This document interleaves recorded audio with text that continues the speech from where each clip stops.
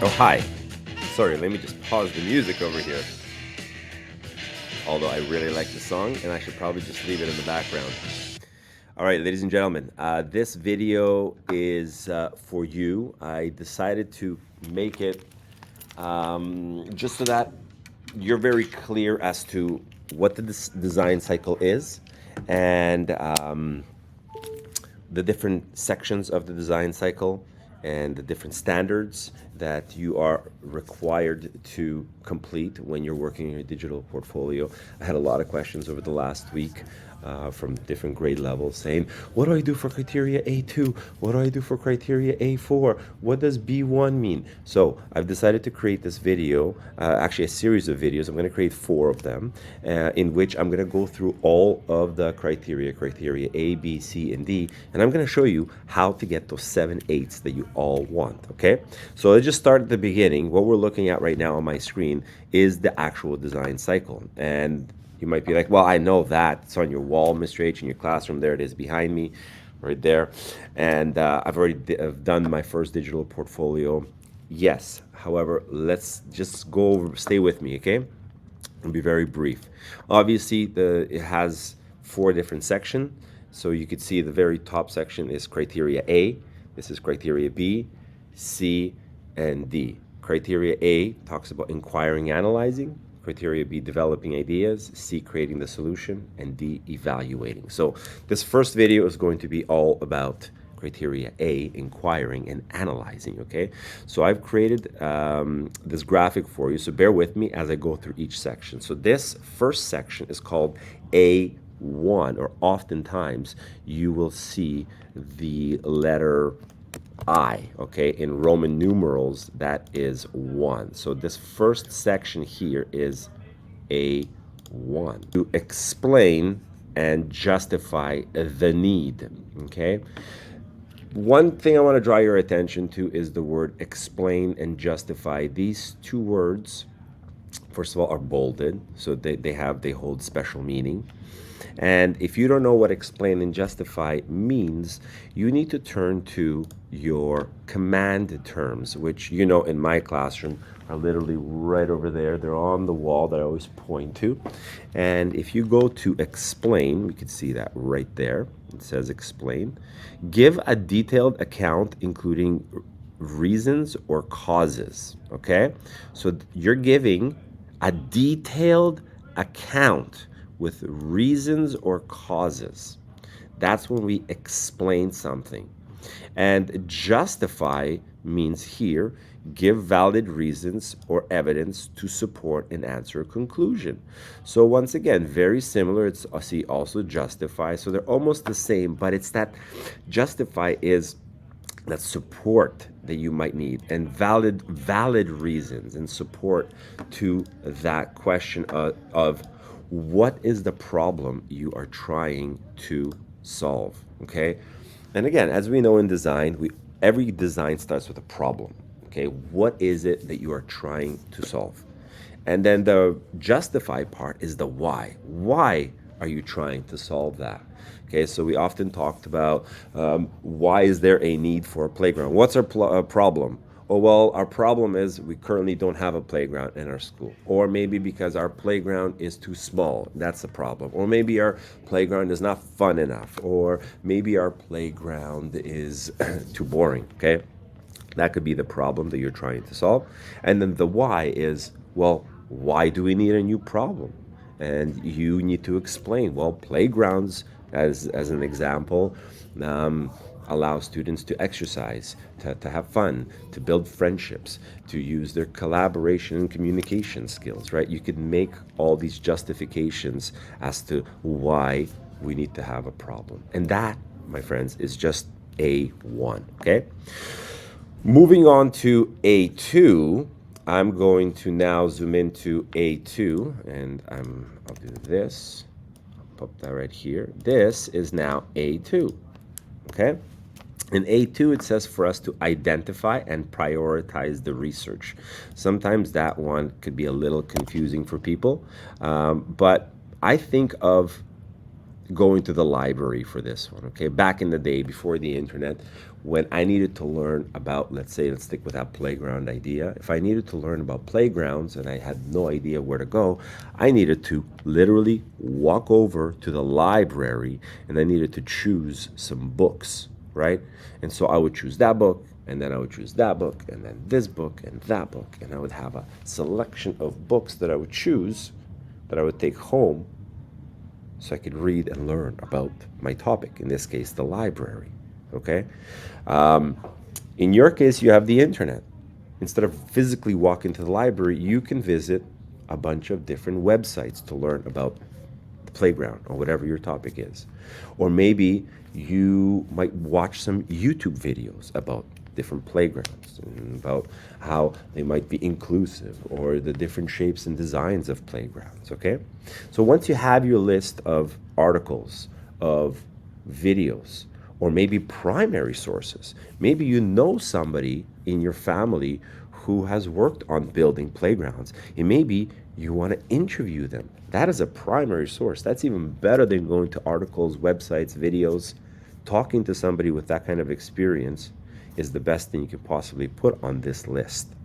Now, once you create this list of resources, books, articles, videos, interviews, you then also, it says here, to prioritize, meaning put them in the order of priority. What do you think from all those resources that you've selected, which one is the top one, number one resource that you think you're going to get your best knowledge from? Okay? All right, so that is A2. Moving on to A3. A3, my friends, is all about the word analyze, okay? Analyze existing solutions. What does that mean? Well, that just means you are going to be looking at stuff that already exists, existing solutions. And analysis, meaning that we need to take a deeper dive. And if we look at the command terms of the word analyze, here it is, it means to break down in order to bring out the essential elements or the structure, okay? Identify parts and relationships and to interpret information to reach a conclusion, okay? So once again, if you're talking about playgrounds, you're going to analyze a few playgrounds that are already out there. What are some existing products that are already, available to us? And then we're going to look at those. Maybe we'll compare like 2 or 3 different playgrounds, and we're going to see some relationships.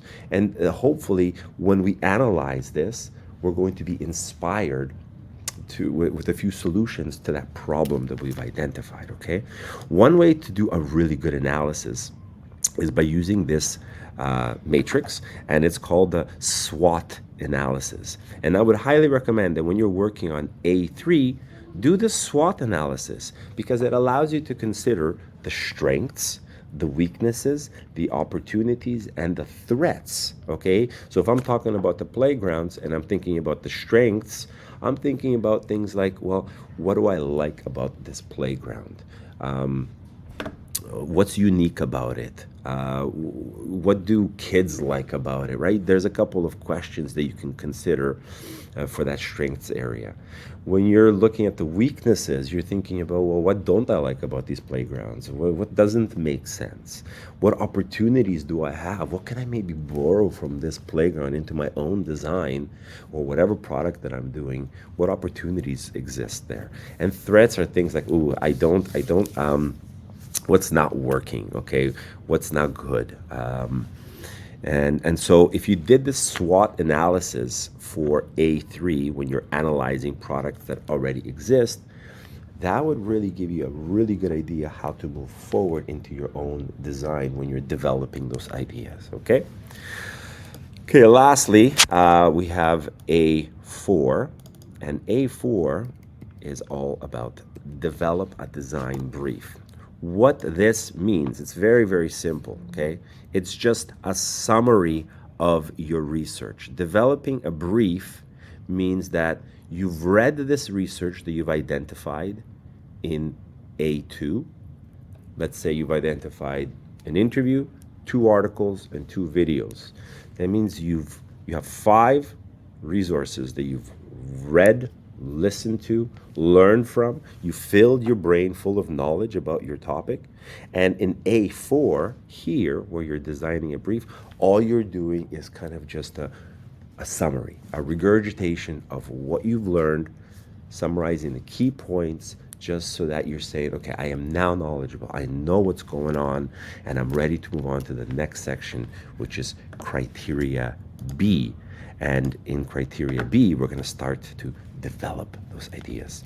I'm going to pause here for the first video.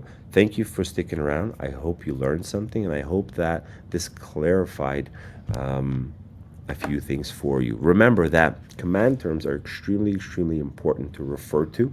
Those are the bolded letters there. In criteria A, you can see I bolded all of these. Analyze is here, develop is here. If you're not sure what develop means, is to improve incrementally, elaborate, or expand in detail. Explain, identify, justify, and prioritize. That's how you can bring your score. So when you're looking at a rubric, that's right, I wanted to show you this as well.